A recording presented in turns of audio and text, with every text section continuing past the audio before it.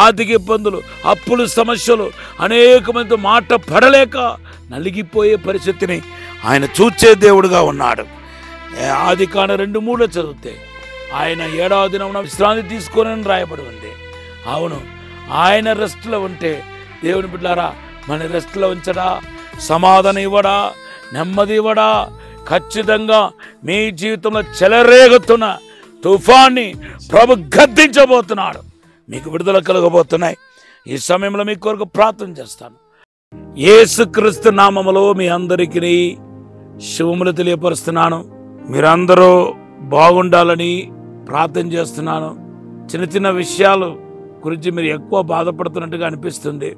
వెంటనే త్వరగా కోపడిపోతున్నారు, త్వరగా ఇరిటేషన్ అయిపోతున్నారు. ఎందుకు ఈ లైఫ్, చచ్చిపోతే మంచిదేమో అని మీలో మీరు కృంగిపోతూ ఉన్నారు. మనస్సులో ఏదో ఒకటి పెట్టుకొని ఎంతసేపు దుఃఖంతోనూ వేదనతోనూ ఉన్నట్టుగా అనిపిస్తుంది. మీరు దేవుని బిడ్డలు కాదండి, ఎందుకంటే మీరు ఇలా బాధపడుతున్నారు? బాధపడకండి. ఇంత గొప్ప దేవుని మనం కలిగి ఉన్నప్పుడు మీరు ఊరుకుని ఇలా బాధపడటం ఏమైనా అర్థం ఉందా చెప్పండి. కాబట్టి మీ భారమంతా ఎగవ మీద మోపేయండి. కీర్తన 50:22 చెప్పిన ప్రకారం దేవుడు చూసుకుంటాడు. ఎగవ ఈరే తగిన టైం వచ్చినప్పుడు దేవుడే తన అసాధారణమైన అద్భుతమైన కార్యాన్ని మీ ఎడలా జరిగించబోతున్నాడు. ఈరోజు మీకు దేవుడు ఇచ్చిన వాగ్దానం యెహోషువ 3:5 వాగ్దానం చేస్తున్నాడు. మనము ఆదికాండం 1వ అధ్యాయం గురించి ధ్యానం చేస్తూ ఉన్నాం. ఆ 1వ అధ్యాయంలో దేవుని యొక్క సృష్టి గురించును, క్రియ గురించును, ఆయన యొక్క అనంత జ్ఞానాన్ని గురించును అనేక సత్యాలు రాయబడి ఉంది. నేను జస్ట్ కొన్ని మాటలు మీకు చెప్పాలని ఆశపడుతున్నాను. ఆదికాండం 1వ అధ్యాయం 1వ వచనంలో దేవుడు భూమి ఆకాశములను సృష్టించెను. మనకు ఆయన సృష్టికర్తగా ప్రత్యక్షమవుతున్నాడు. ఎలోహింగా ప్రభు ప్రత్యక్షమవుతున్నాడు. ఈరోజు కూడా ఎలోహిం సజీవంగానే ఉన్నాడు. నీ జీవితంలో లేని వాటిని ఉన్నట్టుగా, ఉన్న వాటి లేనట్టుగా ఆయన చేయగల సమర్థుడు. ఏదైనా, ఎప్పుడైనా, ఎలా అయినా, ఎక్కడైనా, ఇప్పుడైనా, ఎప్పుడైనా దేవుడు నీ విషయంలో అద్భుత కార్యం చేయగలుగుతాడని మీరు నమ్మాల్సిన వారే ఉన్నారు. తర్వాత రెండవ మనం చూస్తే ఆదికాండం 1వ అధ్యాయంలో 3వ వచనంలో పలికెను అని రాయబడి, వెలుగు కలుగున గాక అని పలికెను. ఆయన పలుకుతున్న దేవుడై ఉన్నాడు, మాట్లాడే దేవుడై ఉన్నాడు. ఎంత అద్భుతమైన మనకు అవకాశం దేవుడిచ్చాడో చూడండి. మనం మూగ దేవుల్ని కాదు, దేవుని బిడ్డ చెట్టు రాళ్ళు రప్పని కాదు మనం ఆరాధన చేసేది, జీవం కలిగిన దేవుడిని, ఆ మాట్లాడే ప్రభువుని మనము సేవిస్తున్నాం. దీన్ని బట్టి మనం దేవునికి ఎంతగానో కృతజ్ఞతాస్తుతులు చెల్లించాల్సిన వారమై ఉన్నాం. మూడవదిగా మనం చూస్తే ఆదికాండం 1వ అధ్యాయం 4వ వచనంలో ఆయన అన్నిటినీ వేరు చేసేనని రాయబడి ఉంది.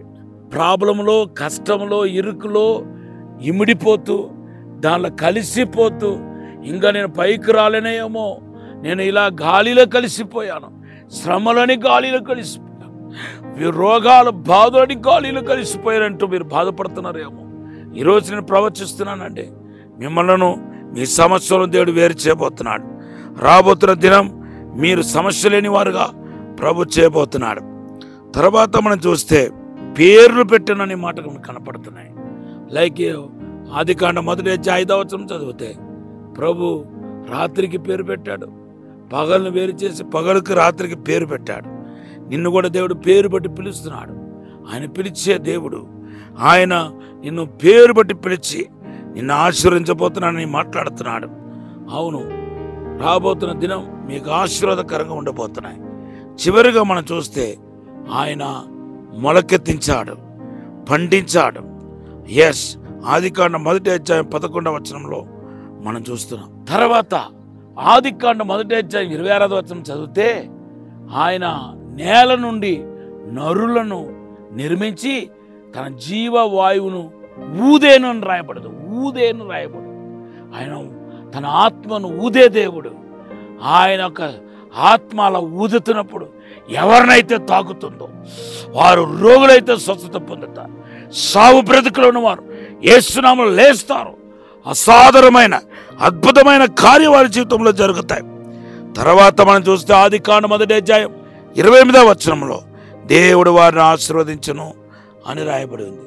అయినా సమస్త ఆశీర్వాదానికి కారకుడైన దేవుడు మీ జీవితాన్ని గొప్పగా దేవుడు ఆశీర్వదించబోతున్నాడు.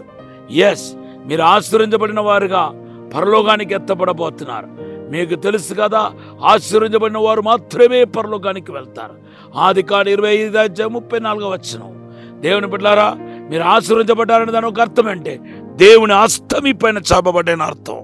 హల్లెలూయా. తర్వాత చూచాను, సమస్తాన్ని మంచిదిగా చూచాననే మాట ఆదికాండం 1:31 రాయబడి ఉంది. అవును, ఆయన చూచే దేవుడు నీ శ్రమలు, నీ కష్టాలు, నీ కన్నీళ్ళు, నీ బాధలు, నీ రోగాలు, ఆర్థిక ఇబ్బందులు, అప్పులు, సమస్యలు, అనేక మంది మాట పడలేక నలిగిపోయే పరిస్థితిని ఆయన చూచే దేవుడుగా ఉన్నాడు. ఆదికాండం 2:3 చదివితే ఆయన 7వ దినమున విశ్రాంతి తీసుకోనని రాయబడి ఉంది. అవును, ఆయన రెస్ట్లో ఉంటే దేవుని బిడ్డలారా, మన రెస్ట్లో ఉంచడా, సమాధానం ఇవ్వడా, నెమ్మది ఇవ్వడా? ఖచ్చితంగా మీ జీవితంలో చెలరేగుతున్న తుఫాన్ని ప్రభు గద్దించబోతున్నాడు. మీకు విడుదల కలగబోతున్నాయి. ఈ సమయంలో మీ కొరకు ప్రార్థన చేస్తాను.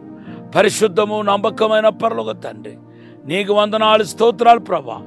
శక్తి చేత కాదు, బలమ చేత కాదు, ఆత్మ ద్వారానే సమస్తం జరుగుతున్నారు ప్రభా.